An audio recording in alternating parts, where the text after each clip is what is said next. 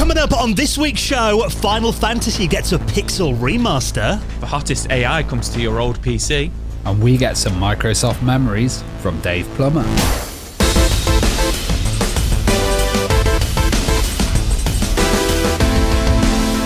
And the Retro Hour podcast is brought to you every week with our amazing friends at Bitmap Books. Now, one of my favourite books they've done recently is The Games That Weren't. Reprints are due this August, boasting never-before-seen screenshots, pre-production art and exclusive interviews, delving into the mysteries of video games that never saw the light of day. So you can check that out and the rest of their retro gaming books at bitmapbooks.com.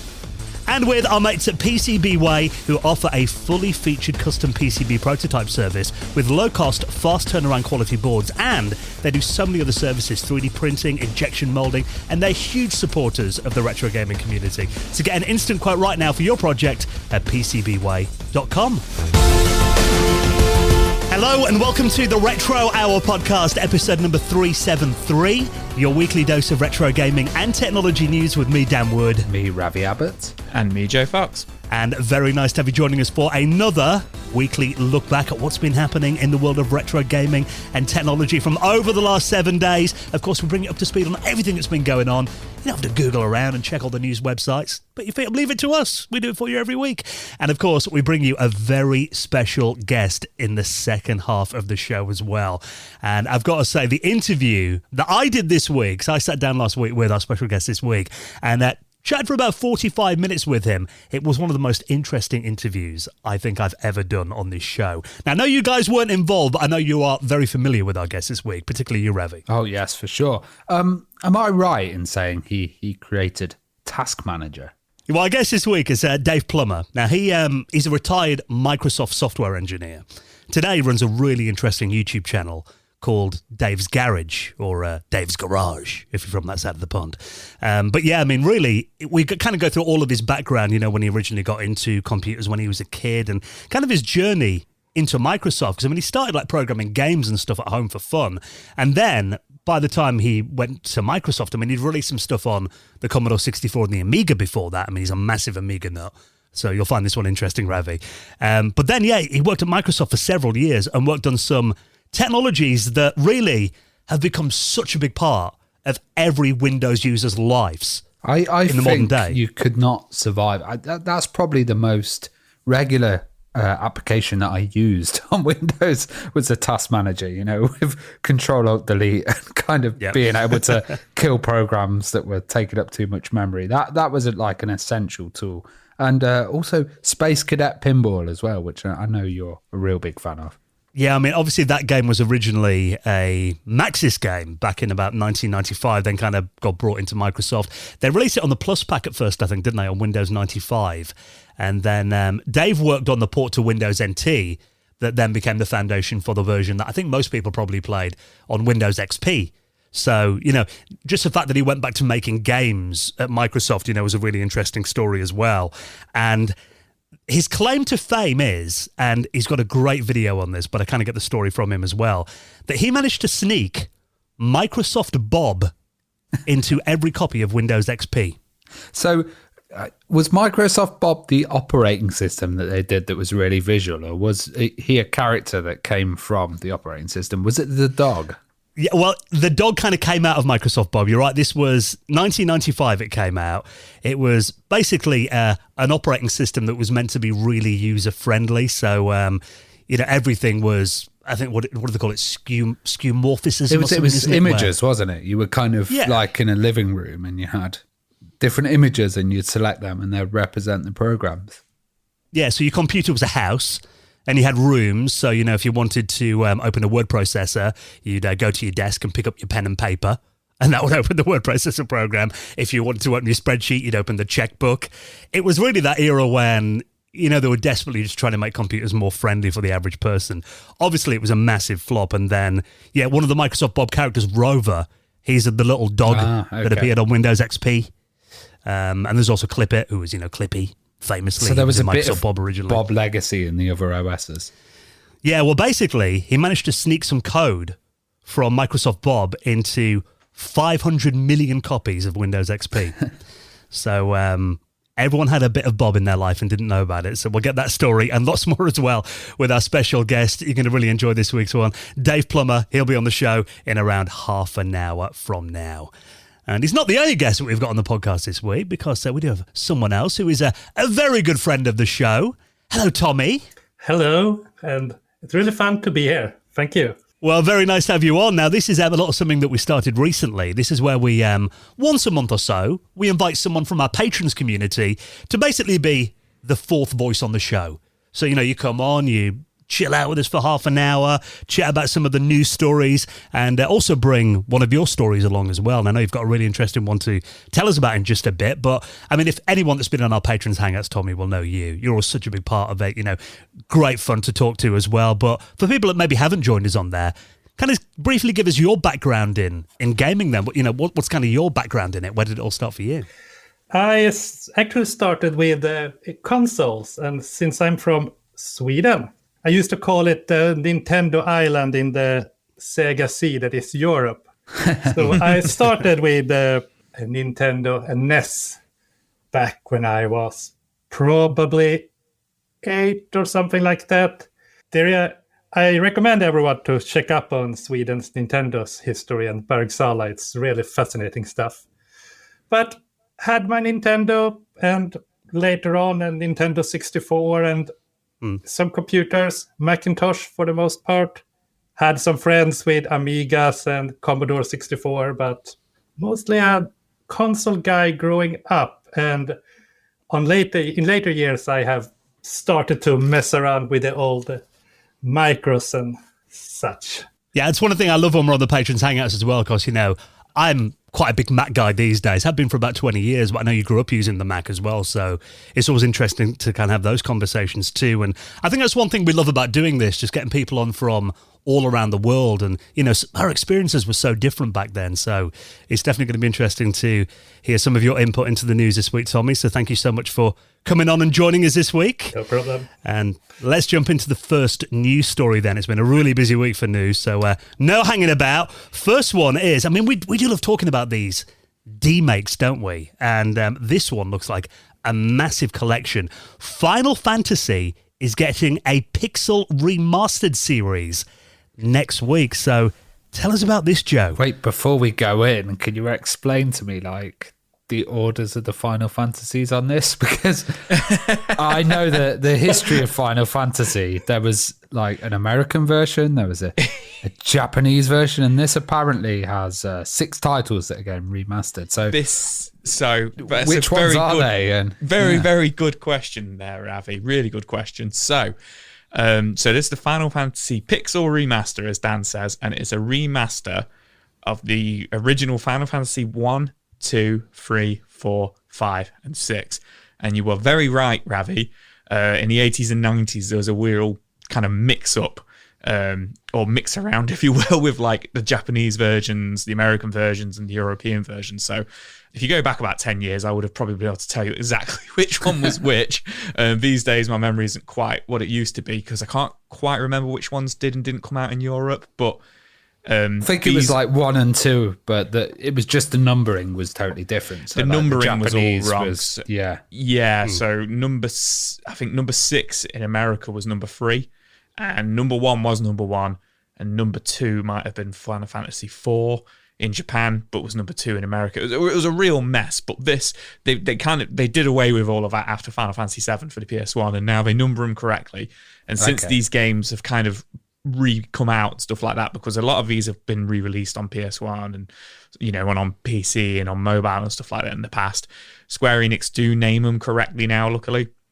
So they are the proper order, if that makes sense, and they are numbered correctly as far as I know. So it is 1, 2, 3, 4, 5, and 6. So 1, 2, and 3 are on remasters of the Nintendo games, and 4, 5, and 6 are remasters of Super Nintendo games, which obviously use pixel graphics.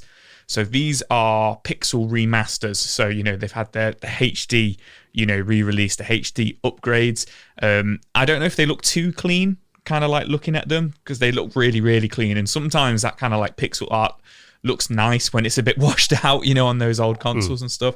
But either way, it looks beautiful. It's coming out on April 19th for the Switch and PS4. And these games are coming out separately. So they're going to be priced. They've only released it in dollars so far. So between $11 and $17.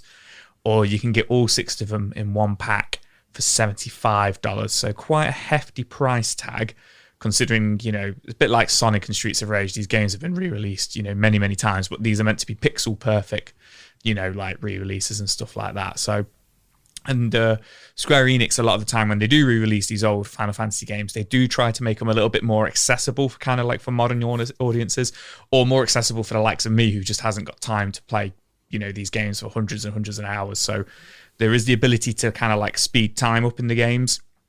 So you can kind of skip through the battles and stuff like that, or you can even make it so you can get double XP, you know, so you can change it so you get more experience, so you level up quicker, so you can get through battles much quicker, which I think is a nice touch. It's like they've got the Final Fantasy VII menus on it throughout. Yeah. And the kind of old schooler menus have been chucked away in favour of that, which makes it seem more uniformed.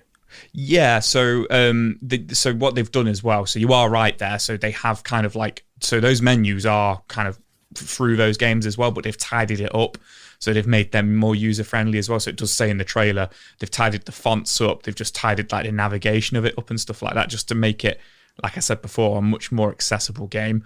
Now it's interesting because these did actually originally come out on PC in 2021 and 2022. But they've really taken their time to bring them to the Switch and PS4 and not the Xbox, which is a little bit disappointing to me, but I can just play them on the Switch and I can play them on the go, I guess.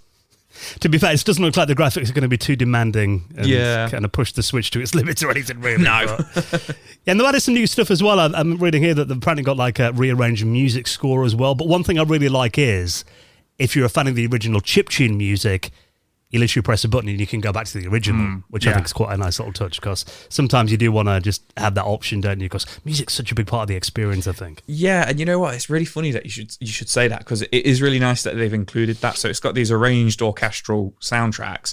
You press a button and you get the original chiptunes. What really annoys me is, and any excuse to talk about Resident Evil, I've been playing through the Resident Evil 4 remake, and if you want to play it with the original soundtrack, you have to buy it as a DLC for like £2. And that really frustrates me, that a lot of like, you know, games are doing that these days, a lot of these remasters and stuff. And you're just like, if you're going to have it in there, just put it in there like they have with just this. greediness, isn't it? Yeah, it does feel a bit greedy. Well, obviously, Tommy, I mean, you're you know, an NES, Super Nintendo guy as well. I mean, probably the most famous RPG games on Nintendo platforms. You're a Final Fantasy fan? Well, I love the Final Fantasy games, and I haven't finished one of them, not even number 7. So I will probably get this just because they're collected, and for the reason that I can change the speed, change the XP, change the rate for the random encounters, which is one of the things that I'm not a fan of anymore since I became older. And going back to the music and the chiptune, when you have those two options, it reminds me of when they remastered Monkey Island. And you had the options of the new graphic or the old graphics. And I just played the new graphics for 1 minute and then went straight back. And I will probably do the same with the music and the chiptunes. That's it. It's nice to have that authentic original experience when you want it, isn't it? Yes. And I was the same when I played the Monkey Island remasters as well. Although the only thing I didn't like about the Monkey Island one, the way they did that, is I would have liked a combination of the talking, you know, the speech acting over the original graphics. That would have been a perfect combination, I think. Yeah, it would. But I like this. I will. It's quite expensive, but I will probably buy it and then probably start playing the games and then not finish them. Well, you know, I've said on the podcast myself, I've only completed about 10 video games in my life. So, you're in good company here, Tommy. Don't worry. Yes. But yeah, I think it's good. You know, people are talking it's expensive, $74.99. But I mean, you do get 6 games for that. Yes. So yeah, I mean, it kind of works out just over $10 each. But yeah, so it does look good. And from what I've seen, I mean, I haven't played. You know, I'm not a big RPG guy. I did a little bit of looking around before on these. They've been quite well received on the PC, as you mentioned, Joe. They've been out on the PC for a year or two. So I think it's nice to have this compilation released all together for consoles, apart from the Xbox. Sorry, Xbox fans. But yeah, if you want to get hold of this, coming out next week, April 19th. So I'll put a link to that and you can check out the trailer in our show notes at theretrohour.com. Now, something that I know Ravi has watched, and I've watched as well. Have you seen it yet, Joe or Tommy? Have you watched the new Tetris movie? No, I haven't watched it. I'm so excited to watch it, but I still haven't. I'm glad you've watched it, Dan.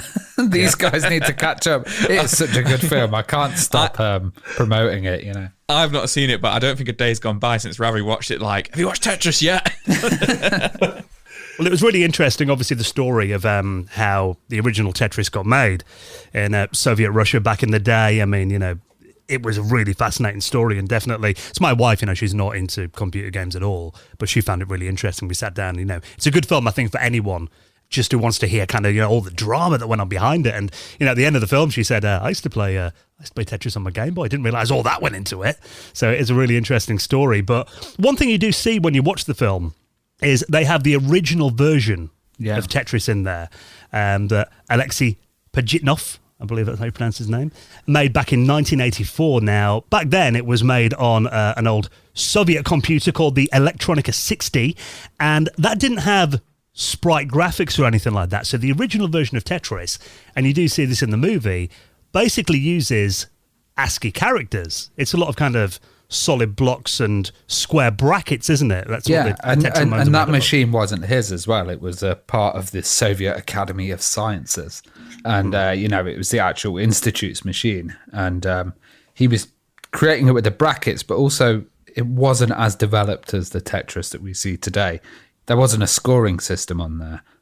It was just a basic concept and the idea of Tetris, but now that's become available online, so you can play it on an emulator if you haven't got an old Soviet machine. But yeah, I mean, it is interesting when you watch the film and hear about a bit of the development. I mean, I'm not sure how much of the film was kind of put in there for, you know, kind of Hollywood drama, if you like. You know, there's a car scene, a car chase scene. Yeah, I think that was a bit of the dramatic stuff.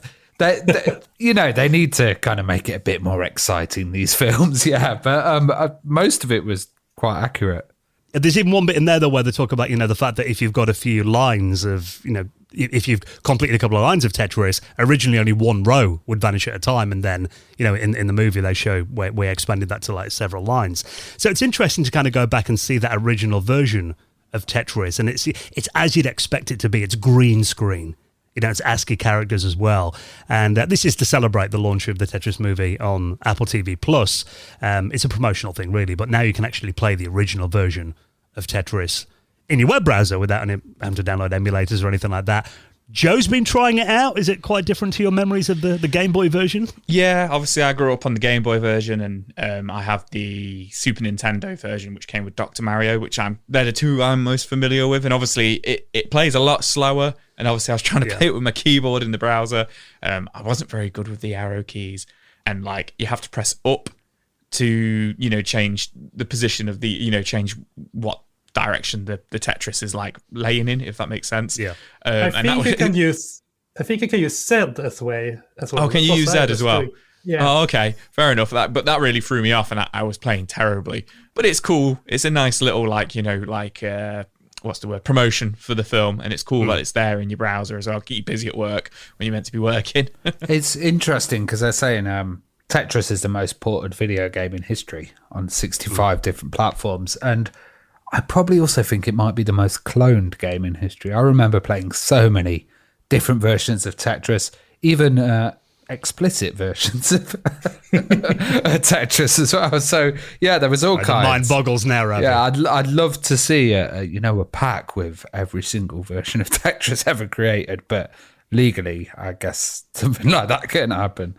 It's just when you look at this, though, isn't it? And you see the original game. I mean, like many things, though, it's such a simple idea, but they're often the best ideas, aren't they? And it's kind of one of those, you know, probably one of the earliest casual games, you know, where you didn't need to be a hardcore video games fan. Anyone could just kind of pick it up because it's very logical to play, I think. And we've kind of talked about that before, that I guess, you know, Tetris on the Game Boy was really the first game I remember seeing, you know, businessmen on trains playing it. Yeah.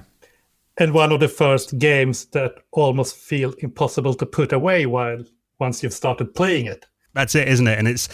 And I think a lot of people are quite interested to see kind of where it came from. And obviously this movie will have a lot to do with that as well. But, you know, for a lot of us, kind of, you know, when I was a kid, I assumed it was an original Game Boy game. I didn't think it had any history before that, but learning about it and actually being able to play it, I think is really interesting. I think it's that idea of kind of cleaning up or getting rid of something that like humans like. I see these people playing like Jet Wash Simulator at the moment, and I'm like, you're spending the whole time just cleaning up a level of something, and I kind of see the same, related with Tetris, where you're cleaning the lines, and the unorganized stuff is a bit chaotic. I know Joe's a big fan of the Power Wash Simulator game. You know what? When Ravi said it, then I had flashbacks to it. It was around this time last year, maybe a little bit later in the year. And I had a full addiction to that game. I played it every night for like 3 weeks, 4 weeks, and then kind of had that realization of like, what the hell am I doing? Maybe I should get a job as a power wash guy. You know what? Stuff like that starts going through your brain. You're like, because at the time I was working in my old job, which I really couldn't stand my old job, and I was just like, I could go be a power wash person. Yeah. Although sitting in your PJs playing it on an evening is probably not quite the same as standing out in the pouring rain doing it in IRL in real life. Very true.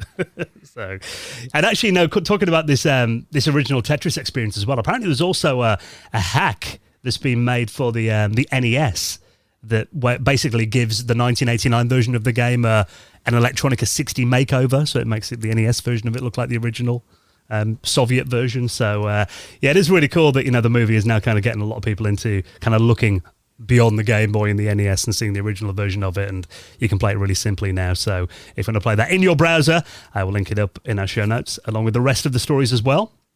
Now this one's very cool. Tommy, you spotted this one, and Donkey Kong, legendary game. And it turns out that very soon in New York, you'll be able to go to the Museum of Play and play probably the biggest Donkey Kong arcade machine in the world. Big enough for Donkey Kong. Big enough for Donkey Kong. These remind me of, when you like, Tom, you might not have this in Sweden, but some bars where we're from in Nottingham, they have like the giant Game Boys, like they're big, like giant Game Boys with big, like hand size, like, buttons. And this just reminds me of like being really drunk in a bar and you just see like a giant arcade machine and just like, wow.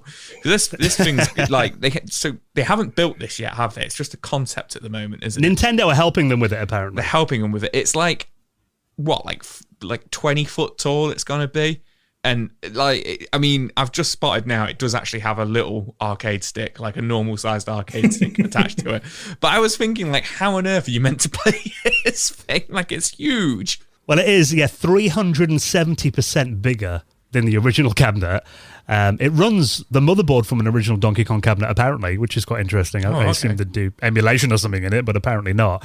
And there is, if you look at their Twitter, this is the Strong Museum in Rochester, New York, who are constructing this massive Donkey Kong arcade cabinet that, like you said, Tommy, big enough for King Kong to try out himself.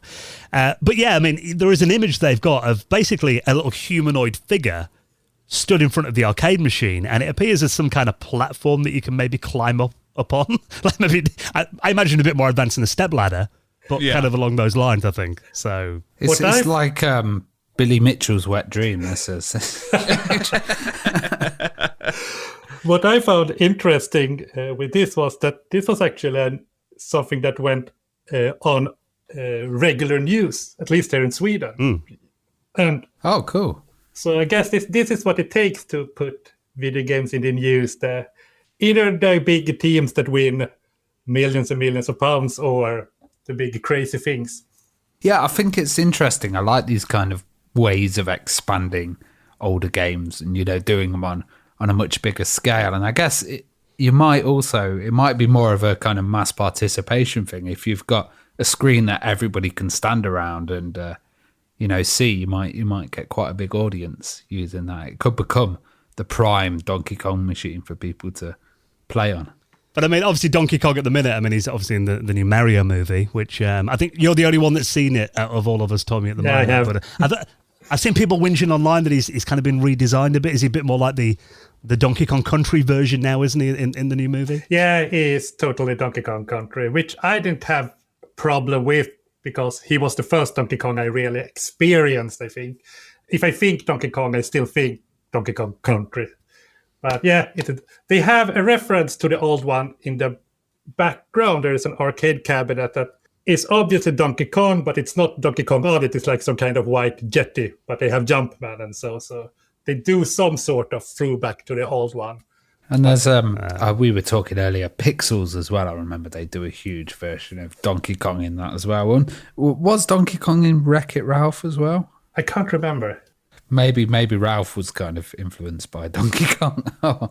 But yeah, in terms of video game movies, though, I mean, yeah, it's I still haven't seen the Mario film yet, but I think this is just tying quite well with it, that he's kind of front of mind again for a lot of people. And it just seems, it's really interesting how Nintendo are getting involved in this as well. So no word yet about when it's going to be finished. Apparently it could be this summer. They reckon that they're aiming for about maybe end of June. But if you want to check out the images so far, yeah, I'm just thinking I'm only 5'8". I'm not going to be able to reach that joystick without some serious ladders to get up there, I don't think. It's made for me. I'm a big guy. I'll sort it out. So, yeah, it does look very cool, though. So if you want to check out the pictures so far, those will be in this week's show notes as well.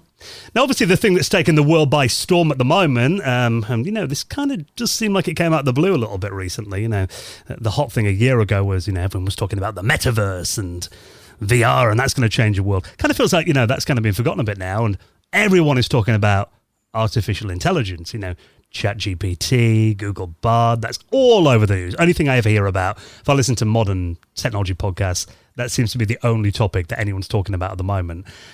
Even Joe, I mean, you'll be the first to admit you're not a big, computer guy, are you? This kind of stuff normally is not something you jump on straight away, but you've even been trying out ChatGPT and seen the use in it. I guess, you found it quite helpful so far. I don't know. I found it quite frustrating as well. So I got it to grammar and spell check something for me the other week, and I was really impressed with it. So I've used it once. I was like, oh, that's fantastic. Spell check and all this kind of stuff. Great stuff. Grammar check. And then I went to use it again yesterday for another work thing to spell and grammar check, and it won't work. I also find sometimes when it's wrong, it's like confidently wrong. Yeah, I like that, confidently wrong. Yeah. I'm really wrong. Well, that's the thing, I guess, if you use a traditional search engine, you type something into Google, you get a list of sources you can pick from. When you ask ChatGPT, it basically tells you one thing, and you've got to kind of trust it. It's also offline, so it's based on sources rather than searching a database of information that's out there. Well, created information, but yeah. For now.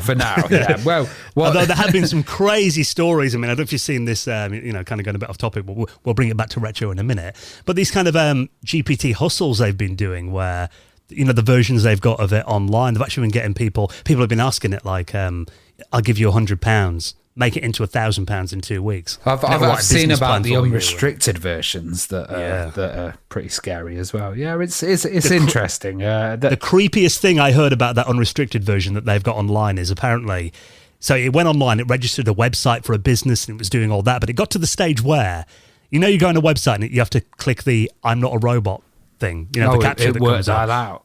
No, it couldn't get past it. So what it did is it went on Fiverr and hired a human being to do that for it. Oh, that's scary. Which is just nuts. So that's creepy. It's a big thing in tech right now. But I mean, when I'm using it, to me, it kind of reminds me a bit of old movies like War Games and stuff. And actually, interestingly, last week I was looking for a way, and I actually asked ChatGPT 4, because I pay for the premium version, 20 quid a month to use it. I asked it, can I access this via a terminal on a retro computer? And it lied to me. It said no. But it turns out there is now a way. Yes.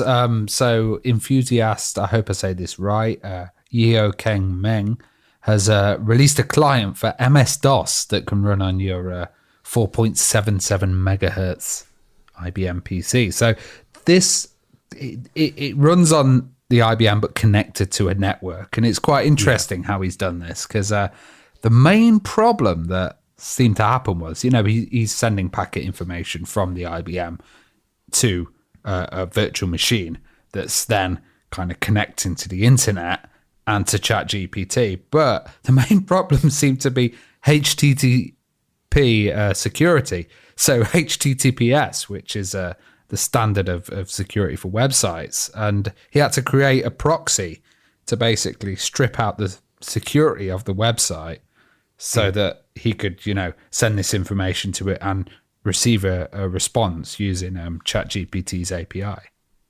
So really, it's just sending the raw text work and the it's actual work sending has been the done on the text back end. from the MS-DOS machine to a virtual machine, which then uses a proxy to ask ChatGPT, and then it gets sent back.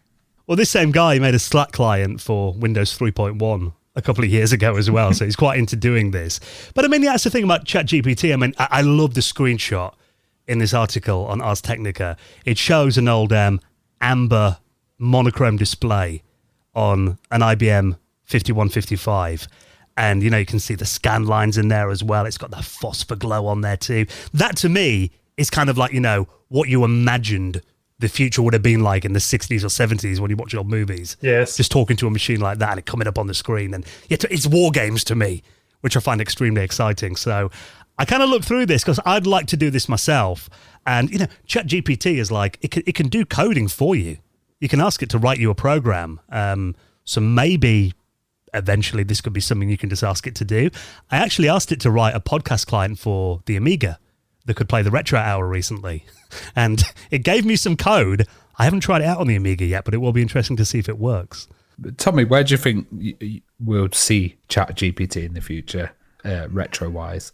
I think people are going to be able to use it to create better access to old games in modern environments. As you said, I think it will be helpful to write new code for new and better emulators, perhaps for those that we really can't do that well.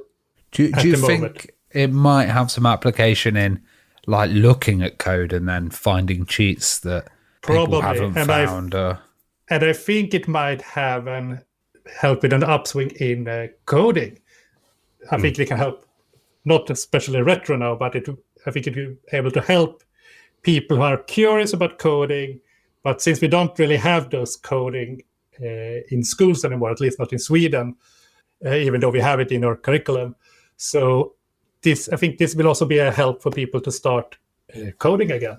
Well, that's a good point, because I mean, I did actually ask it over the weekend. I said to ChatGPT-4, write me a Pong game for the Commodore Plus 4, and it wrote it all in BASIC for me. I copied that into an emulator and it played. So, I mean, the fact that it's even got that knowledge of retro computing kind of built into it already, the old operating systems and languages, I think is very interesting. I must admit, I'm looking at this now on this emulator here that's running on MS-DOS. I probably wouldn't ask it to play Global Thermonuclear War, like in war games. I'd be slightly nervous about typing that in. But I do think it's very cool that it has been ported to retro systems. Because, in terms of demands, if all the work's been done on the back end, it's just text, isn't it? So you would imagine it would be quite simple to display on these old retro computers and give you quite a futuristic feeling. So, exciting and admittedly slightly scary times. So, very cool demo.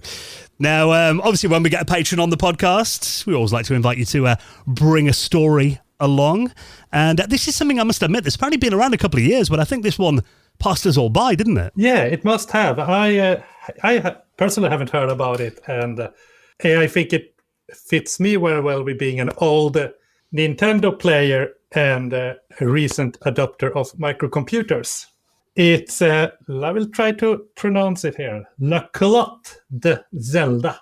What's that translate to in Spanish? Isn't it like the hero's pants or something? Yes, or even Zelda's pants is probably, I don't know. I think it's by a person, Sisquire. I probably pronounced that wrong. But it's an Amstrad CPC version of The Legend of Zelda, more or less. With, if I understand it right, some influences from A Link to the Past as well. And I haven't played it. It's apparently out. I haven't heard about it for about 3 years. I think it's been out. But I looked at some of the gameplay on YouTube, and I really, really like the graphical style and the sound. Seems really cool. Have you got an Amstrad then, Tommy? Is that a machine you've got in your collection? No, I don't have a physical Amstrad. I really like one because the Amstrad was one of, when I started to look into microcomputers, the Amstrad CPC 464 was the first one I got really in love with because of the keyboard, to be fair. Yeah. I love that color, that weird color choices for like the arrows and so. think it's the greens beautiful. and Yes. stuff. So I'm always on the lookout for the Amstrad, and when I finally get one, I will give this a chance. What I'm a bit disappointed in the film I watched on YouTube is that they don't show any dungeons, but I assume the dungeons are done as well, because I would like to hear the music. The music is so great. It's really good music in this. What do you think, Joe? Because I'm looking at this and it looks better than Zelda. I was going to say, I hate to say it, as a big Zelda fan. Now, when I say I'm a big Zelda fan, I'm a big Zelda fan of like A Link to the Past and onwards, because of, I didn't grow up with a Nintendo. I grew up with, Sega and SNES and stuff like that. So I've got a lot more affiliation for, 16-bit onwards. However, I must admit, and you've just said it there, Avi, I think it does. It looks better than the Nintendo ones. It looks better than the original. It looks like a nice version of The Legend of Zelda. Well, one thing I've noticed, it hasn't got the screen push. No, it's actually scrolling. And also noticed that some of the Octoroks, those octopuses, they seem to move a bit weird in comparison to the old NES game, but that might be a show by choice. But there was something I noticed. They seem to squiddle along a bit faster. In terms of the animation, though, I think it does look very smooth. Really smooth. I'm not sure kind of what the frames per second is on this, but it does look very fluid. And I think for a fan-made project, I mean, I've got an Amstrad machine, but my keyboard doesn't work on it at the moment. It's something I need to kind of on my ever-growing list. They're so underrated, aren't they? The Amstrad, like that's the thing, yeah. Having these new titles coming out and like really showing the kind of power of what they can do. Might that be the reason that this apparently still around for 3 years without Nintendo throwing down a big maybe they don't know what an Amstrad is at Nintendo. I think that's probably right, Ravi, if I'm honest. So, apparently a new version of it just came out a couple of months ago, so it does look like it's something that's kind of in constant development as well. But yeah, I think the more I see about the Amstrad, it's just stuff that I didn't realize was possible on that platform back in the day. It feels like, developers back in the 80s just didn't really push these machines to the limits. Probably. So it's very cool that fans are doing that. So, if you do want to play Zelda on your Amstrad, that is available now. Now, of course, we do our monthly patrons hangout. I did mention that before, at the end of every month. So that means we're only about 2 weeks away from the next one. And, Tommy, you're on most of our hangouts that we do each month. And how much fun are the hangouts? It's always a highlight of my month. It is the highlight of the month. I think it's the part of the month when I really meet my friends. And I always look forward to the next one, because to see what are now a bunch of familiar faces, people I have a relation to, that I know about, I know preferences, I know a lot about you guys in a not non-creepy way. And it's such fun. It's such fun. Yeah, we've got a great community there. And I think, like I said at the start of the show, the fact that we have people from all around the world coming on there with different experiences and different systems to show off, and we get advice, and sometimes it's just, we have a laugh, don't we, and we nerd out about stuff. It's really laid back, and we always look forward to doing these. And there's another one coming up at the end of the month. All our patrons are welcome, so if you join any tier of patron, you'll get invited to the monthly hangouts as well, and we would love to see you there. And also for our gold members and above, we have a little bonus podcast that we did, don't we, Ravi? The After Hours podcast. Oh, yes, absolutely. Love that. It's good because we kind of just go off on a subject and we debate stuff, and we can be a bit longer than we are on the podcast, even though we are over an hour, yes. With the After Hours, we can sometimes go into 2. It's really good. And I always love kind of just discussing different topics. And one that I really liked was when patrons suggested games for us to play. I think we need to do that again. That would be a great one, because it was all titles that I'd never touched before and you guys hadn't. And it's great to kind of experience new ones and other people's memories. Yes, we swap it up every month on the bonus podcast that we do for our gold members and above. The After Hours, the current episode is all about piracy, actually. So, like we said last week, if you remember a fast or anything like that, don't listen to that episode. But that is available now. And if you join us as a gold member above on Patreon, you'll unlock all 33 episodes of that. So, a lot of listening. And, of course, the reason that you're helping out the podcast on Patreon is just to make sure we can pay all our hosting costs and the bills that come in all the time. So anything we get in there is massively appreciated. And of course, for joining us on Patreon, you will get a mention in the most prestigious high score table in the world of retro gaming, and that is the Retro Hour Hall of Fame. Hall of Fame! And let's induct the latest members into the Hall of Fame. Actually, last week's guest on the podcast, thank you so much to Ross Kilgariff, who joined us on there this week. Robbie Bowie. And Seabreezer, who all joined us on Patreon over the last 7 days. Thank you so much for your support. And if you'd like to join us on there, all the details to sign up right now and get an invite to this month's Patrons Hangout are on our website at theretrohour.com. Right, then we're going to be talking to this week's special guest, Dave Plummer from Dave's Garage on YouTube, and of course ex-Microsoft as well. Some great memories of his time at Microsoft to go into, those amazing days in the 90s. We'll talk to him in just a moment. Before we do that, let's take a second to give a big thank you to this week's sponsor, and it's a long-term sponsor of the Retro Hour, our wonderful friends at ExpressVPN. Now, before we're talking about, all these new technologies that are coming out there as well, and the online world at the moment, it feels a pretty crazy place.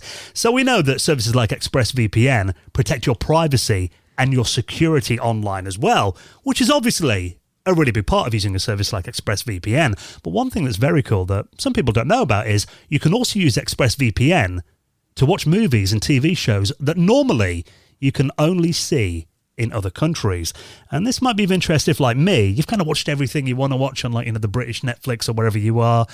Because, you're paying increasingly expensive costs every month for these services. This will change your world.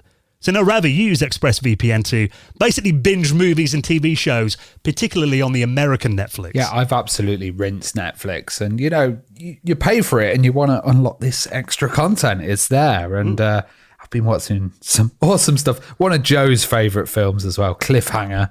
Which I love Cliffhanger. Absolute classic one. And then one you guys might not have heard of, I Got the Hookup, which is it's like Friday, kind of one of those tales about two hustlers, and they end up getting a load of dodgy mobile phones and selling them from the back of a van, and then it all goes wrong. And that's got Master P in it as well. It's a wicked, old school hip hop movie, really good. Accepted as well, which is College Rejects. It's got Jonah Hill in it, and they basically, make their own college and pretend they're there to their parents, which is a really good film. I loved all of them. And it's just great to kind of have them on a service that you're already paying for. Well, that's the thing, isn't it? I mean, believe it or not, there are actually around 100 different Netflix libraries around the world. So that is a hell of a lot as well. I mean, there might be, if you love, Korean dramas, you can use ExpressVPN. I went onto the Australian one the other day, and it had obviously Crocodile Dundee. But then it had great stuff like Muriel's Wedding as well. And I was like, oh my God, I've not seen that for years. So, and that's the thing. I mean, it works not just Netflix. I mean, you can use it with, services like Hulu, BBC iPlayer if you're outside the UK. Even YouTube has videos that are region locked. I was actually watching some old, do you remember that BBC show that was on in the 90s, The Net? Yes. It was kind of an early internet program, and there's about 10 episodes of it on YouTube. But for some reason, the last episode 10, it wouldn't work in the UK. Have you ever used YouTube TV as well? That's a service where you can get TV channels and you can sign up, and that's only available in America. But with a VPN, you can watch it, and you can watch all the football on there and stuff. So that's the thing, you press your button, it thinks you're in America, then it unlocks this content that wouldn't work over here. And the reason, there's a lot of VPNs out there. We love ExpressVPN, particularly for watching media, because it's just really quick, isn't it? No lag. Yeah. I don't even notice when it's on. I have it set to open up when I open up my laptop, and that's usually because I'm traveling as well. So with security, it's absolutely fantastic if you've got hotel Wi-Fi and places that you usually wouldn't connect to. Yeah, and it works on all your devices, your phone, your smart TVs, your consoles. I think there's apps for Xbox and PlayStation. So you can watch where you want, on the big screen or on the go. If you're heading away over summer, it's definitely worth having on your laptop. So if you want to get access to hundreds of new shows and, of course, stay secure, use our exclusive link right now and you will get an extra 3 months free of ExpressVPN on a 1-year plan. And of course, for using our link, you're going to really help out the podcast as well. Take advantage of these offers. Let our sponsors know that you're listening and you enjoy what they do. So head to expressvpn.com/retro. Get those extra 3 months for free and support the show. expressvpn.com/retro. And a big thank you to our friends at ExpressVPN for their continued support of our show. Well, Tommy, thank you so much for coming on and being our guest news host this week. Been a blast to have you on. Did you have fun? I had really fun, so thank you. It was quite a good experience. I really liked it. Well, thanks again for taking the time to chat to us, and of course we'll see you on the Hangout in a couple of weeks' time as well. Yes. And next, this week's guest, going inside the world of Microsoft and of course his fabulous YouTube channel as well, Dave Plummer, is coming up next on the Retro Hour podcast.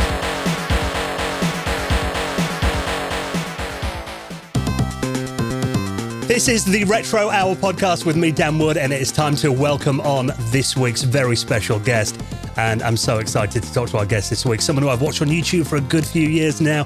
Massive fan of his YouTube channel, Dave's Garage or Dave's Garage, depending on which side of the pond you're from. And he's got an incredible career in the industry as well. Particularly, I'm very excited to hear about his time at Microsoft as well, where he worked on technologies that millions of people still use every day. Stuff like the Windows Task Manager, zip folders, and a game that I spent way too much time on as a teenager, 3D Space Cadet Pinball. So we'll hear all about that with our special guest this week, Dave Plummer. How you doing, Dave? Doing well. Thanks for having me. Yeah, really appreciate you taking the time to do some reminiscing with us over the next hour or so. Now, one question that we always like to ask our guests, just to get a bit of background on kind of where it all started for you. I mean, do you remember your earliest computer experience, what initially got you into computers? I do. I wandered into a Radio Shack store when I was about 10 or 12, and they had the boxes of a TRS-80 Model 1 Level 1 had just arrived from Tandy or whoever shipped it to them, and they hadn't set it up yet. And I saw it said computer. I was like, oh, can I play with it? Can I set it up? And they were like, they didn't think I had a shot, but they're like, yeah, go ahead, kid. And it's really no harder than hooking up a stereo, except they're all the same connector on a TRS-80, so power is the same as monitor, and you got to make sure not to screw them up. But beyond that, it was pretty simple. So I was playing with it for the rest of the day because I was just fascinated with it. And I eventually wound up riding my bike down there. We had Thursday night late shopping in my small city I grew up in. So I'd ride my bike down there and hack away for 3 or 4 hours and spent a lot of time there. And then eventually I rode my bike down to the University of Regina Computer Lab where they had a PDP-11 and I had an account that I could get in and code in BASIC and so on and so forth. So those are my two really initial experiences with computers.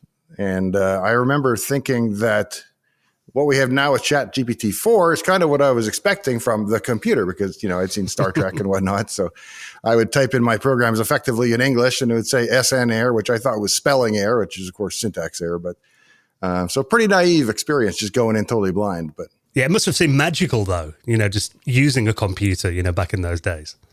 Yeah, I've kind of looked back at it and I get a massive dopamine rush from making a computer do anything, especially if it's something complicated or hard that I made it do. And I really enjoy that process, and I did from the first day. Well, let's talk about your first home system then. What was your first computer you got, and how did you get it? My parents, when I was about 15, saved up, and they managed to get a Commodore 64 and a 1541 drive. And I had a little 13-inch Zenith TV in my bedroom, so I used that as the monitor. And that was really the first computer we ever owned. And in fact, it's the last thing anybody ever bought for me because I used that to write code that I bought an Amiga with, and it just kind of cascaded forward. So, yeah, you were lucky to have the 1541 floppy drive. I had my first machine, a Commodore Plus 4 that I've still got next to me. It was all cassette-based over here, though. Yeah, floppy disk drives were way too expensive in the UK. So, yeah, the amount of time I spent ages waiting for games to load from cassette tapes. So having a floppy drive was definitely something nice to have back then, I imagine.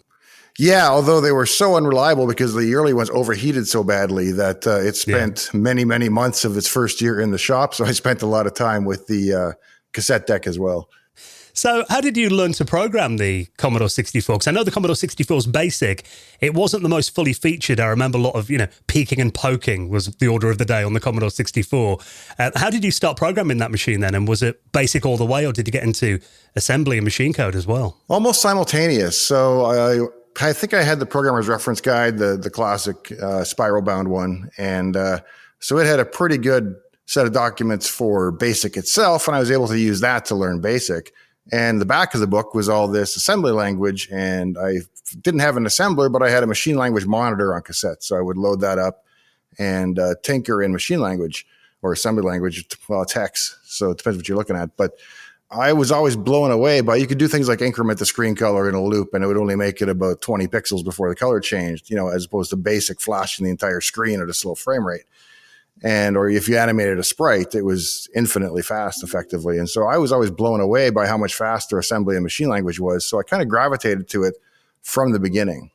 What kind of things were you writing at first on the Commodore 64 then? Were you doing applications or games? What kind of stuff were you making? I was doing games. The very first thing I wrote was basically a Galaga clone, except it only had the mothership because I couldn't do all the sprites. There aren't that many sprites when you're just not multiplexing them.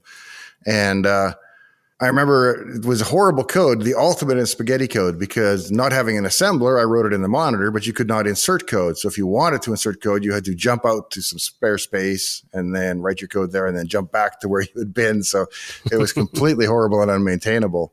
But it was my first experience with it. And when I finally finished it, I went to format a new floppy in order to copy all my code over to it. And I got it backwards and I wound up formatting my original. So it's lost to the ages now, but I'm still bitter about it too, as you can tell. Well, you mentioned about getting an Amiga as well, and I'm a massive fan of the Amiga. Behind me in this room, I've got an Amiga 4000 set up. That is awesome. Probably my favorite of all my retro machines. So, tell us about getting your Amiga then, and why did you want that machine? Well, basically, what was going on was I had dropped out of high school, and I wasn't doing much, and I was working at a paint store or something like that, and a guy that I'd gone to high school with called me from Ottawa and said, "Hey, do you still know how to program?" I was like, "Yeah, it's been a year or two, but I think I do." And he said, "Well, we're looking for game programmers." And they were contracting with Gremlin and Accolade and a couple other companies like that. So it was a small design house in Ottawa. And he said, "Well, here's what we're doing. We're doing a cycling game, and it's got to have 3D parallax scrolling, and it's got to have the sprites multiplexed. Write a really quick demo, send that to us." And everything was done by VHS through FedEx at that point, because you couldn't send anything online yet, of course. So I wrote the code to do that demo, and I had watched a friend named Chris. The summer before, we had worked on a game called Commander Video. He did all the code and I did all the graphics, but I spent a lot of time watching over his shoulder and kind of learning assembly language more and seeing how he did the raster interrupts and that kind of thing. So I learned a great deal from him and used most of that to write that demo. So they wound up hiring me, and I got in my car and I drove whatever it was 5 days east to get to Ottawa. And they set me up with just a Commodore 64 and then a SFD 1001, the IEEE drive, which was quite a bit faster than the 1541. But after a while, one of Chris's friends, I think Kevin Packel, had written something called TSDS, which basically allowed you to do all your assembly and editing on the Amiga. And then there was a cable ran to the 64, and it acted as a virtual floppy drive for the 64. So you could write and do everything on the Amiga and then just type load and run on the 64. And it was an order of magnitude faster at assembling code. So I decided to get an Amiga at that point just so I could do that. Then we had to own our own. It's not like it was a company piece of hardware, so it was my own Amiga and everything. But that's where I first got the Amiga. Was that the 500 or the 1000? Which model? It was the 500. It was just when the 500 first came out. Yeah, really nice machine. And obviously, you released software for the Amiga as well, and it had a great operating system. What do you think made the Amiga so special then? Because it must have felt like a big generational jump from the Commodore 64. It really did, especially going from assembly language to C. C was pretty mysterious, especially on the Amiga, where it's really verbose, struct intuition base pointer equals struct intuition base load library. It's just a massive line of code to load a library. And you look at that and as the first intro hello world, and you're like, oh my goodness, this is way different than what I'm used to. So I got a book called Born to Code in C, I think. I forget who wrote it, but he's still out there somewhere. And started with that and then learned C enough to be able to make my way around on the Amiga. But my day job was still writing 6502 for the 64. So it was, basically tinkering. And eventually I think I got a copy of the Lattice compiler saved up, and I got the big 3-volume set. I still got it here somewhere, actually. And from there, I never really looked back once I had a good compiler. So, well, your big Amiga product was Hypercache, and that was, I've seen it described as the first commercial disk caching software. So how did you come up with that idea? And explain a bit how Hypercache worked. I would imagine there was solutions on the PC before that. It probably was the first Amiga accelerator or disk cache, I would think, because the factory operating system didn't have it, except you could type add buffers, I think, in your boot config and add some read caching for the floppy drives, but there was no support for hard drives. And I looked around and I found a piece of code that was doing something with the device driver, but I saw that it got far enough that had actually loaded, found the device driver, and was looking at the jump table at the beginning. And that's where you can find read and seek and write and all the very basic I/O commands. So I decided, well, what if I intercepted read? And from that, I started building a cache, and it grew into an n-way associative read write back cache. I kind of did it as more of an experiment to see what I could do. It's so much more than a commercial product. But then when I was done with it, I realized it makes a huge difference in the performance of the Amiga. So I was going to sell it as shareware, but then I decided, no, I'm going to make the manuals and I'm going to shrink wrap it and do the whole deal. And I sold it through Safe Harbor and some of the other bigger catalogs in the back of Amiga magazines where they have software listings, those people. And it did fairly well for an Amiga product. And that's what put me through college, really. And was that the first commercial product that you released? It was actually, yeah. Yeah, it must have been great seeing the actual finished product, on discs and in a box and with manuals. You must have got quite a buzz out of seeing that. Yeah, I think the biggest thing was going into the one computer store in my hometown and seeing it on the shelf and knowing that I wrote it. Yeah. That had a cool feeling to it. So, what about working with the Amiga though? In terms of, because the operating system was very advanced for the time. I think it was the first home computer that had proper multitasking. How did you find working with its operating system? I enjoyed it a lot. I had a fair bit of experience on Unix, and not that the Amiga is similar to Unix, but at least it's a preemptive multitasking.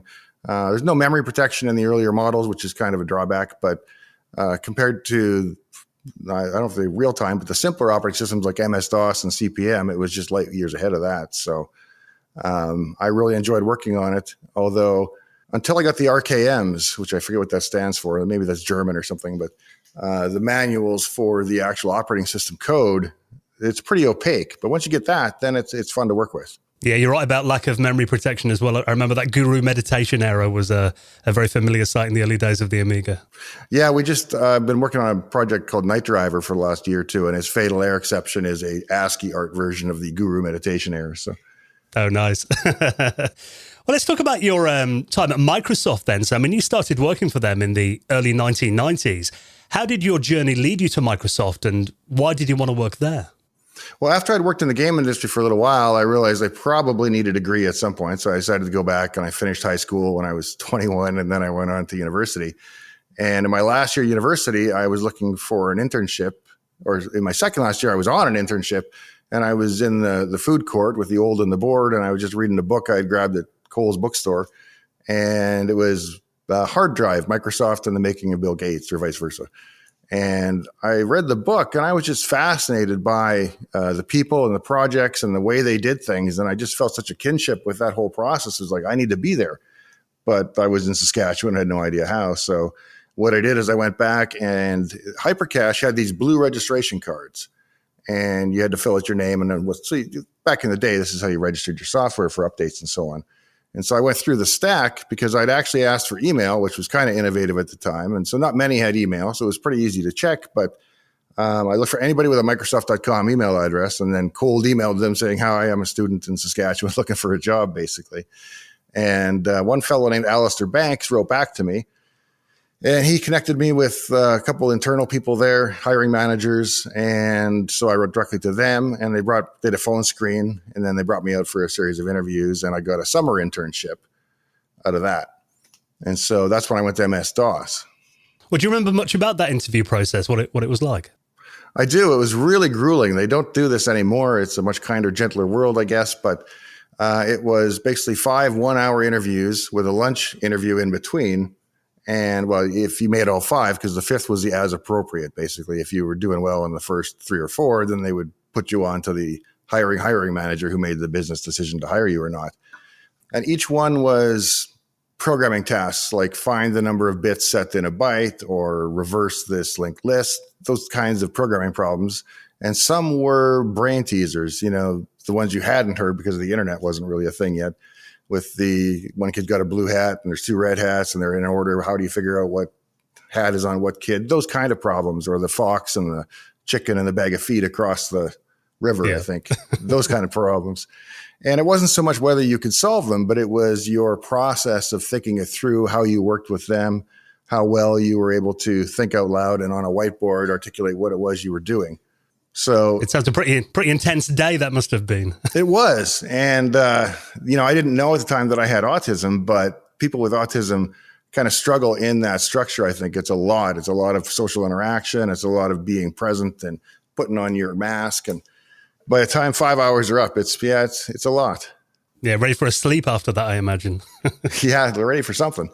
Well, when you did get the job at Microsoft, then what were you initially working on there? I started on MS-DOS 6.2, and they put me on, I think, initially Smart Drive, which is because I had written this cache, which is kind of how I'd gotten the job at Microsoft.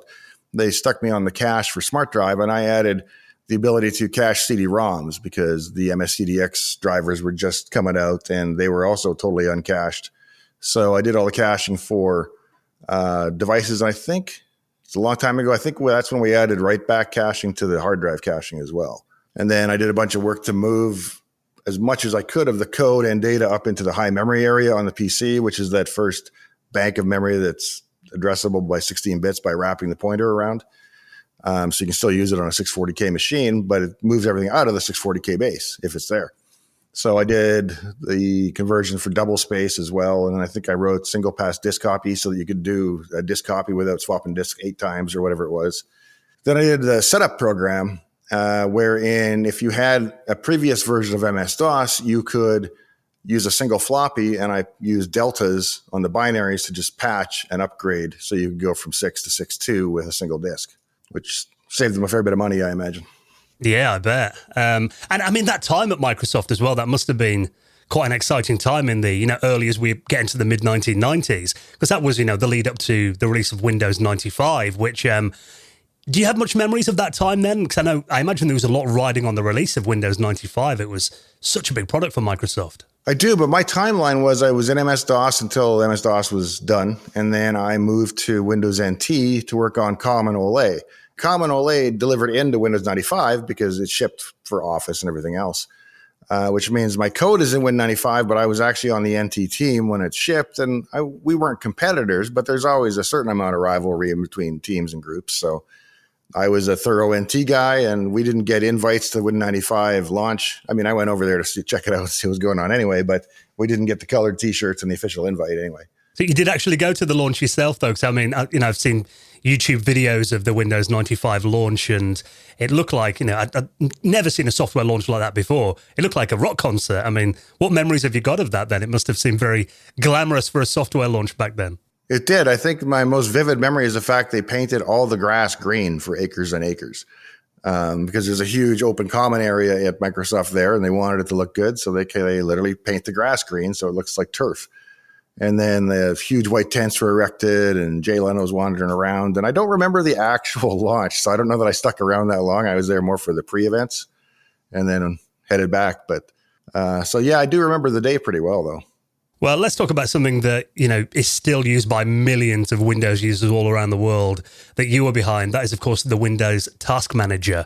So tell us a bit about what inspired its creation and tell us a bit about the development of that. I think I was used to some of the process reporting stuff on the Amiga, and on NT, your end task dialog was basically a list of windows, and it was really, really basic. So I'd always worked on stuff on the side. I had done all the hypercache stuff, and I had continued writing shareware on the side when I was at Microsoft. And so I started tinkering with Task Manager.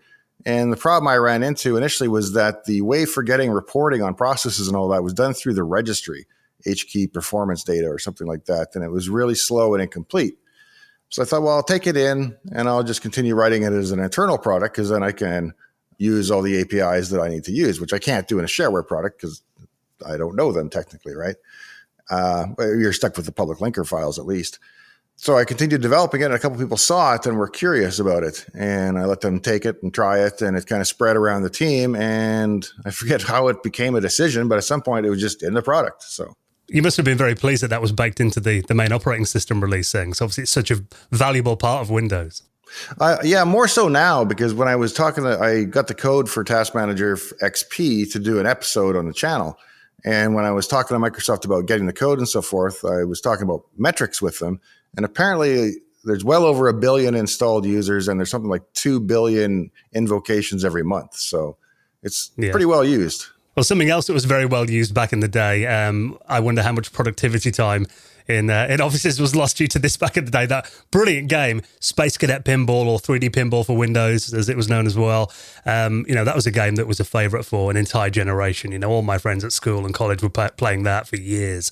So tell us a story about that's creation then. I mean, was it exciting to be able to work on a game, while you were at Microsoft? It was. That came about because the vice president at the time, Jim Alchin, he wanted people to see NT as cool and capable and potentially, that it could run games if it came down to it and that kind of thing, whereas it had a very staid server image. And so he wanted something cool, and I don't know whose idea it was, but they said, well, let's take the Win95 pinball game, which already existed from Maxis as a company. It came with 3 tables, I think. And we got that code. And my problem was, of course, I'm on NT now. So not only am I fully 32-bit, I also have MIPS, Alpha, PowerPC, and Forerunner of IA64. And I've got to make it work on all of these platforms. And the thing is not written to work on any of these platforms. It's very much on almost an MS-DOS style gaming coding approach, but very 16-bit, very packed, and just stuff generally that will not work on a 64-bit or 32-bit RISC platform. So it was kind of a rewrite. And what I did was run the original game as kind of an engine inside of a box, and then I interfaced with it because some of the code was so hard to deduce what it was doing. There were state machines built with huge switch tables that you would have to map out to find out what was going on. And that's actually how we left the Easter egg in for the very first release. It was either we didn't know it was there, or we couldn't figure out how to remove it easily without breaking it. So that's Remind us what that was. What was Easter egg again on the? Easter egg may be the wrong term, but if you type in a certain combination of letters, then you are able to drag and click the ball and just bang it into what you want. You get an infinite number of balls. You can advance the score. It's basically the test mode built into the game was left in. Yeah, and obviously, I mean, that was a part of, the Windows Plus pack. I remember that came out, and then, Windows XP had a version of it as well. I mean, was your NT the version of it the basis for the Windows XP release? Yes. So, yeah, the code that everybody knows is the one that I ported, unless you happen to have the Plus pack, I guess. I was in the Plus pack as well with zip folders. That was another piece of code that I wrote, which was called Visual Zip at the time. But very useful as well. You couldn't imagine not having that built into an operating system today, could you? No, and it was interesting because I had released it as shareware, and I was selling 10 or 15 copies a day, something like that, through the mail. And I got a call, and I had permission, of course, to do this for Microsoft or to work on side projects. And I got a call from the Microsoft person over in legal, or not legal, I guess was in product development. And they said, "Are you the author of zip folders?" I'm like, "Yes." And they said, "Okay, well, we want to talk about an acquisition, long story short, of the software." And I said, "Oh, what building are you in?" And she said, "Why?" I said, "Well, I'll stop by." And she says, No. You got to talk to legal, and you got to talk to travel, and we got to figure out the logistics. And I'm like, "Well, why would I do that when I'm in building 8? And they had no idea that I worked at Microsoft. So, wow. Yeah, even all that, working for a big corporation, I imagine there's a lot of that red tape that is required for any project to get greenlit. I imagine they probably had the go-ahead to get a zip. I mean, the version that I understood was that they were going to get a zip program from somebody no matter what. And I basically had 2 options, which was I could give them mine at whatever price they stated, or they could buy it at another one, and then I would be in competition with Microsoft and can't do that. So then I would have to quit or stop the software. So you not a lot of negotiating room there. Yeah. It's funny because I set up a Windows 95 machine recently, and that was one thing I completely forgotten that wasn't in the operating system. I was like, how do I need to download WinZip. Completely forgotten about that before it was built in. So yeah, different time. I'm one of the few people I think that has registered copies of WinZip and WinRAR, because when I was developing mine, of course, I needed to own their software in order to make sure it was compatible and whatnot. And so I've still got my old WinRAR registration from the very early 90s. You're that one guy that registered it. Yeah. Well, I mean, obviously, if we're talking about Microsoft back then, I mean, Bill Gates, did you get to work with Bill then? And any memories of Bill that stand out for you? No, not directly. I was a couple of levels down from Bill. I think it was a very shallow organization at that time. I think I was 4 or 5 people removed in the tree, whereas now you would be probably 30 people removed from Satya, I would imagine, but much bigger company too. But I didn't have occasion to work with him much. I mean, I saw him in the halls and the occasional time. And I remember coming up to a crosswalk, and there was a pedestrian in the crosswalk, and I kind of stopped short, and I looked up, and it's Bill. but fortunately that wasn't career limiting. Well, around that time, I mean, you know, we're talking about the run up to Windows XP now, and, you know, Windows 2000 was released. It's still my favorite version of Windows of all time, Windows 2000s. And then when XP was launched, basically the home and the NT kernels were merged, weren't they? And it became a product that was based on NT then. And one of your claims to fame, and I've seen your great YouTube video about this, but maybe you can just kind of summarize it for people that haven't watched that video yet, is you managed to sneak Microsoft Bob into Windows XP. So what happened there? Well, as much as I'd like to say I can neither confirm nor deny the presence of Microsoft Bob in Windows XP, the reality is I was doing product activation for XP. It was one of the last things I worked on. And there was the problem of how do we ship a set of keys that are tied to the BIOS of the machine in a way that people can't easily duplicate and just post to Usenet at the time, because alt binaries was kind of or alt wares. Those things were the main distribution mechanism. And so I decided, well, if we've got slack space on the CD, I'm going to make a large file, which in that day was 10 megabytes. And I'm going to digitally encrypt it and use it as a massive key that you have to have along with the CD key in order to activate the product. So if you're going to download a crack, it's going to have at least 10 megabytes of completely random data that doesn't compress. And I looked around for things I could use, and I thought, well, I could just call cryptgenrand and generate a whole bunch of data, but that's no fun. So I went up on the product servers and I grabbed the disk images from Microsoft Bob. Then I encrypted them with the WinZip encryption, and then ultimately with PGP and one other mechanism, and with keys that I honestly can't remember today. So there's no chance of it coming back until they break that encryption, I imagine. But so this ballast of a large file that was tied to your CD key is actually the image of Microsoft Bob. That's hilarious. So that must have meant, you know, Microsoft Bob then must have been a lot more widespread than anyone realized back then. Yeah, by far. It probably shipped 1,000 to 1 in terms of distribution. So why did you leave Microsoft in 2003 then? What happened there? So I had always been doing software on the side, as I noted, and what happened was the software on the side started doing pretty well. I had been selling through the mail, and when the internet happened, I decided, well, I'm going to try running a banner ad and see how that works. And I went to a aggregator of advertising where you can sign up with your credit card and you say, I want this many banner ads, and you pay. And then I would have the checkout and everything all online as well. So it was the whole end-to-end process really for the first time. And I said, okay, I'll launch it for the weekend and see how it does. And I came back on Monday, I think, morning, and I checked it and I looked and I realized I had not set a cap on anything, and it had sold or it had run up a charge of $10,000 to $15,000 in banner ads. And I was kind of, I'm making $100 a day on this thing. It's take a while to pay that back.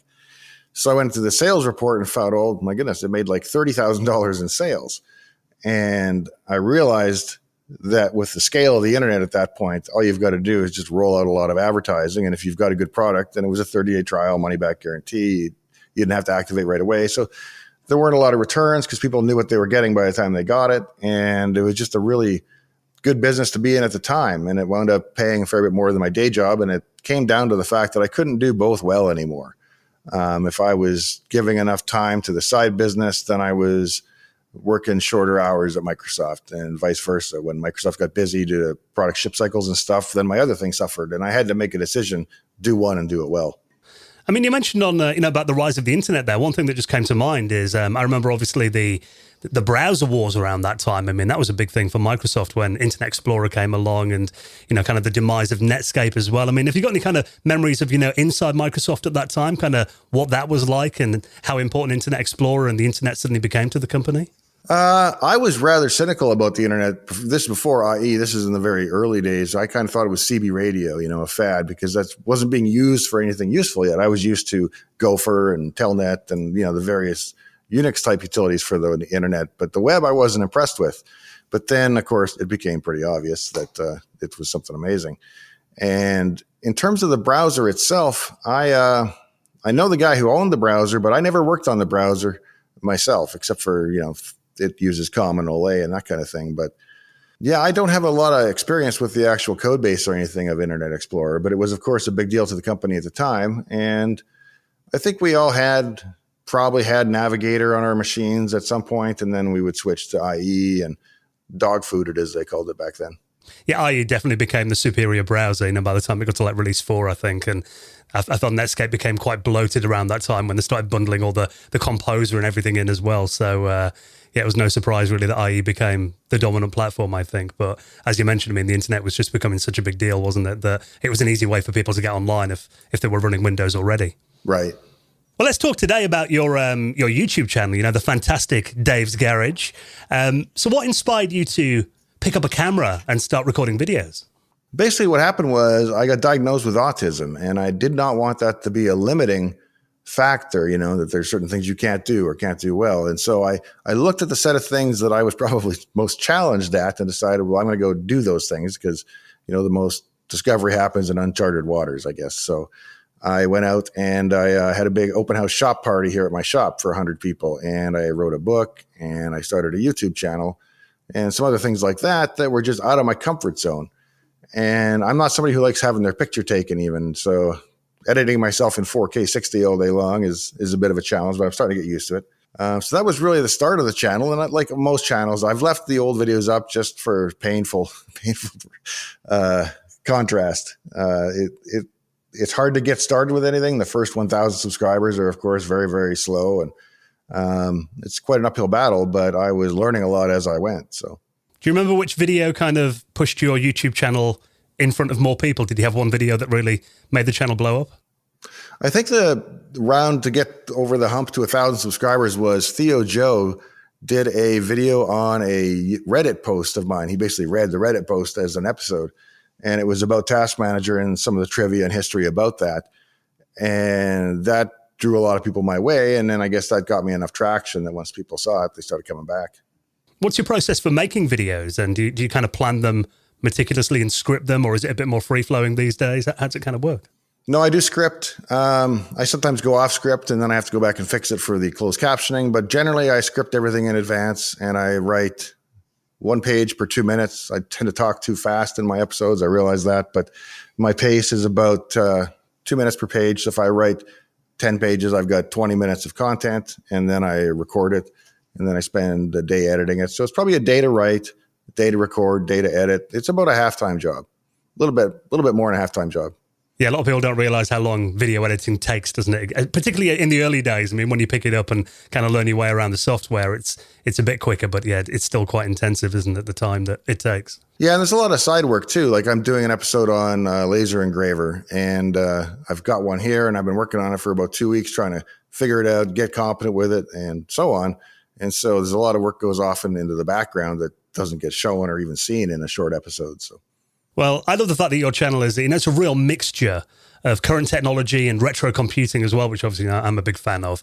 And you've been showing off some incredible systems, including the Kim 1 that was made by MOS Technologies, later Commodore owned them, the IMSI 8080, the War Games computer. Right. So what are some of your favorite memories about, exploring these machines, and how have you found covering them on YouTube? Well, the Kim 1 is probably my favorite, I think. What I found was I was on eBay and I was looking for a Kim 1 and I found one in a massive stack. And so it's 2 Kim 1 chassis from MTU welded together with hand wired interconnects between the buses. And it had the Kim 1, a Rev A Kim 1 with all ceramic chips, which was a nice deal. And it had 2 16K memory boards, a hard drive controller, a video graphics terminal, serial, prom board. So it was a completely kitted out system. And I bought that and I started with what worked and what didn't work. And I got the Kim 1 working. It was pretty modified to be able, people had to add terminals to them back then because it was set up for like a current loop TTY. If you wanted to do RS-232 to it, you had to actually cut some traces and change some chips, or not chips, some transistors. And so I undid all those changes to make it original again, and then went through and I fixed the 2 memory boards and I got almost everything working. And so I was filming my episode for the big Kim 1 reveal. And what ultimately happened was I was doing it for the camera and not working where I could see. And I plugged the 12 volts into 5 and the 5 volts into 12. And that the Kim 1 was fine because it was not powered in that moment, but the rest of the hardware took quite a shock. So I went through and I had to fix the memory boards, got those working. And I got really close on the video graphics terminal. I replaced a couple of ICs on it that I tested bad, but there was this transistor network where they take a square wave and they amplify that into 12 volts for their RAM row select. And it was basically constructed in 3D space on the back of the board off the legs of the transistors poking through. And there were no traces left on the board. This board had been reworked so many times. And I tried so many times to rebuild that circuit, and I would get one bank of RAM working, or they would both be active at once. And I could not figure out for the life of me what was going on. And I eventually sent it off, and it's just been fixed finally after a couple of months, and it'll be coming back. So there will be a conclusion to that episode but I want to make sure I have everything running and working properly. Yeah, I mean, it's always been kind of one of my dream machines. I mean, they're quite hard to get this side of the pond. And the IMSI 8080 as well. I mean, War Games is probably my favorite movie of all time. So how do you find that machine then? What do you think about the IMSI? I think it's really cool. I'd never had a lot of CPM experience, but it's a little more advanced in terms of the experience than, say, the Kim 1, because you can boot into some kind of useful operating system, where with the Kim 1, you got a processor and you've got a bunch of RAM. That's about all you've got. There's also the setup for the IMSI 8080 clone is really amazing in that the guy has programmed so much stuff on the ESP32 that you can open up a shell on the desktop and browse through the drives and drag and drop software and do all kinds of things with it. It makes it really usable. He emulates not the Cromulator, some kind of old video terminal that sounds like that. He emulates that live so you can do graphics on it, and it's a really cool setup. I think those, the late 70s machines, though, it kind of felt like everyone was just figuring out what to do and going their own way. So every machine's kind of unique, isn't it? So they're quite interesting machines to explore, I think, that late 70s period, the first generation of micros, if you like. Yeah, I've got an Altair as well that I enjoy tinkering with, because I've been able to get BASIC running on it and that kind of thing. So historically it's significant and nostalgic for me in that sense, even though I've never had an Altair or anything quite like that in the day. I was just going to say that one of the things that really appeals to me about the Kim 1 and the IMSI and the machines of that era, the PET, those kinds of things, is that one person could very deeply understand an entire system. Whereas now you don't have a chance. You can't even understand your motherboard, let alone the operating system that runs on top of it. Not in any detail at all levels anyway. Yeah, you're right. There's so much happening in the background that the average person doesn't know is happening on modern systems. Right. I mean, I spent years working on Windows, and it's growing so much that I still know how the lower levels work, but all the stuff on top now is kind of a mystery to me. So, well, it sounds like you've been, buying quite a few retro systems and obviously showing them off on YouTube as well. How big is your computer collection these days? And have you got any favorite machines in your collection? Well, they're all favorites. That's why I keep them. But I've got a TRS-80 Model 1 Level 1 that I bought from a dentist office that had been used a few times. It was still in the original boxes. So I'm really happy to have that one, because that's kind of the machine I started on. Then I've got 3 PETs. I've got an amber PET, a green PET, a white PET with a chiclet keyboard, and it's in pretty minty condition. So it's a nice one to look at, but using it is quite horrible. On the amber PET, I've built a Cherry MX keyboard for it, so it's actually useful to type on. And what else have I got over there? I've got an IBM PC that I just put the Microsoft Mach 10 card in, the accelerator. And I've got an IBM PS2 from when I worked at IBM as an intern in college, assembling PS2s and stuff. What else is over there? Oh, Apple II. That's the bulk of it. Now I've got Tempest machines and stuff like that. But are there any dream machines that you're looking for or you'd like to add to your collection? Yeah, I'd like a PDP 1170, but I don't see that happening. So I'm building a PDP 1123 right now, and I've just got it booting up to the initial prompt. I haven't got the drive connected yet, because you have to go from the weird 50 pin down to the RLL MFM cable, which I don't have the breakout for yet, but it should, in theory, boot and run BSD 211 when I'm done. And I'm excited for that, because it was a real formative machine for me, the PDP 11.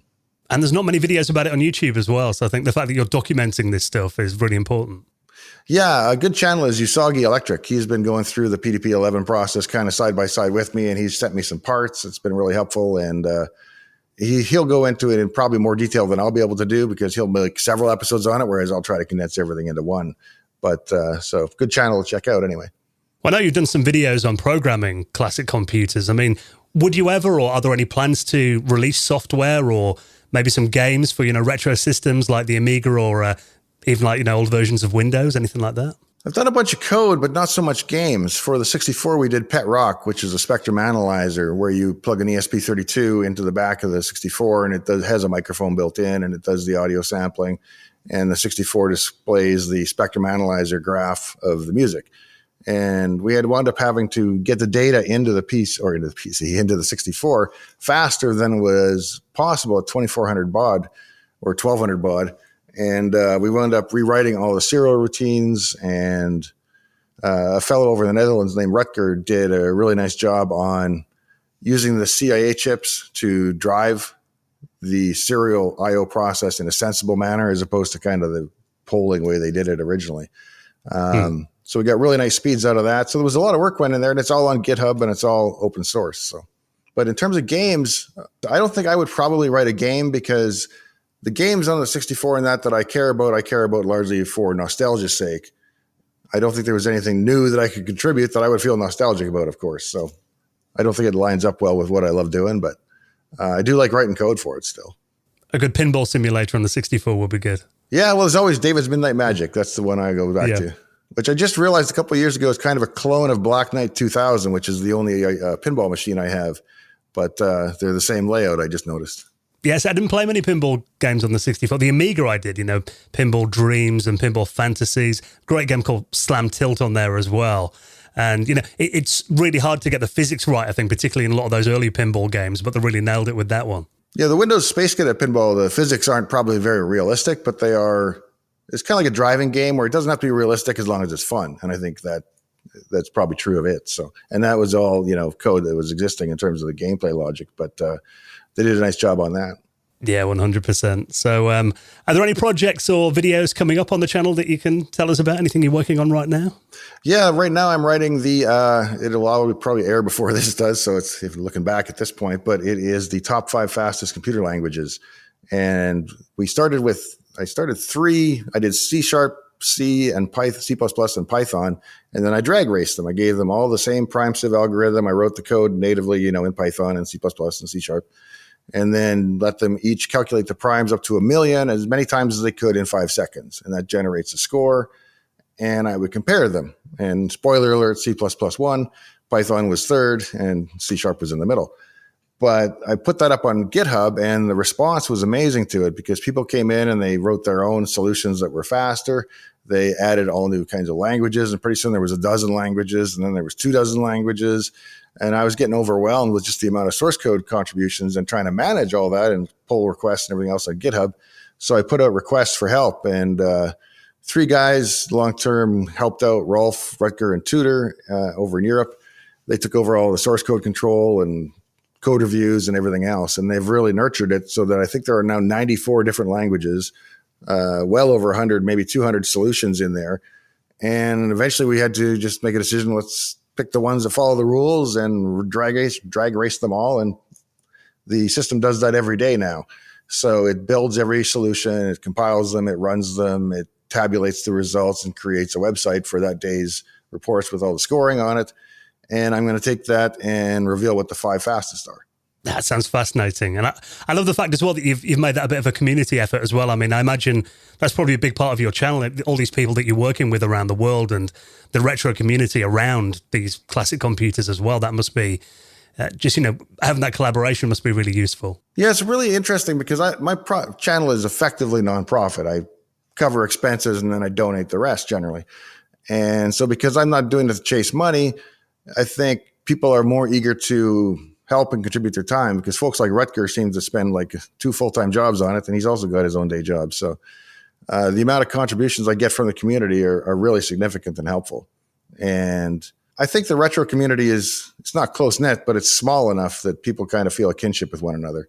Yeah, and I love the retro community today. I think in many ways it feels like these classic computers are more alive than they've been in decades. So, and it's thanks to channels like yours and the amazing communities that surround retro computing as well. So long may it continue, Dave. Thank you so much for coming on and doing some reminiscing with us, and best of luck with the channel. Well, thanks for having me. It was great talking to you.